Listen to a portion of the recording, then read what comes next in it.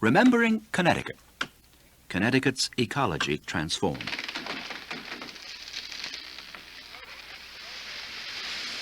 Nothing more amazed the first European visitors to New England than the richness of its natural resources. Said the Reverend Francis Higginson in 1630, "The abundance of sea fish are almost beyond believing. And sure I should scarce have believed it except I have seen it with mine own eyes. For beasts there are some bears, also here are several sorts of deer, also wolves, foxes, beavers, otters, martens, great wild cats, and a great beast called a moke, as big as an ox."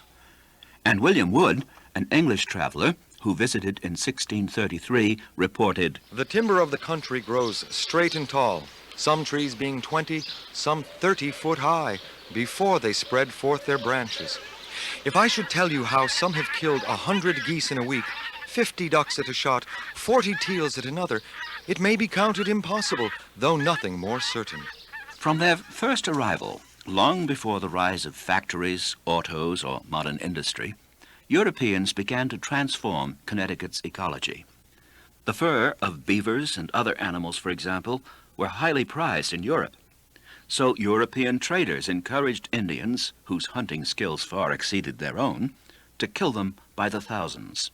And within a few decades, the animals were nearly exterminated. By 1800, an observer wrote of Connecticut's beavers, otters, foxes, martens, raccoons, minks, and muskrats as a memory of the past. A similar transformation took place in the vast Connecticut forests. They were cut for firewood, for timber, and for farming.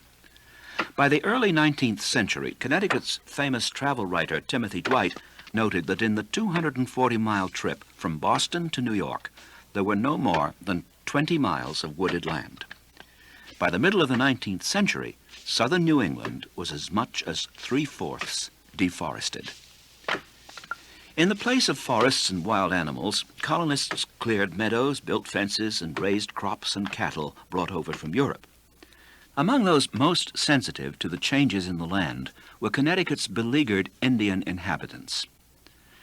Sachem Meantonomo, leader of the Narragansetts of Rhode Island and eastern Connecticut, testified in 1642, "Our fathers had plenty of deer and skins. Our plains were full of deer, also our woods, and of turkeys, and our coves full of fish and fowl.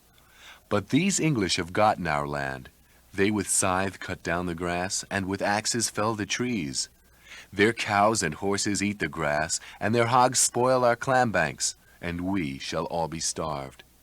Meantonomo proposed an Indian plan to ambush and kill the colonists, but he warned his Confederates not to kill the cows, because they would be needed for food till our deer be increased again. Meantonomo was captured and assassinated. His revolt came to naught.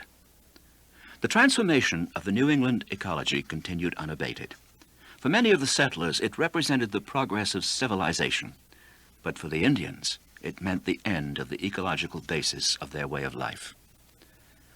Looking back from the perspective of 1896, Connecticut naturalist Homer Bassett commented, "Bears, deer, and wolves, once common, are no longer found.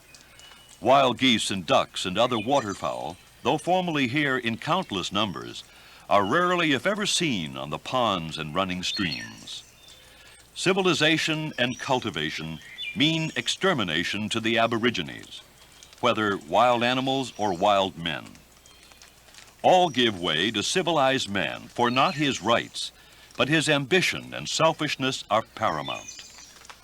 Enlightened man gloats over his more perfect devices for destroying helpless creatures, that while living are harmless, and when dead are of no value to him."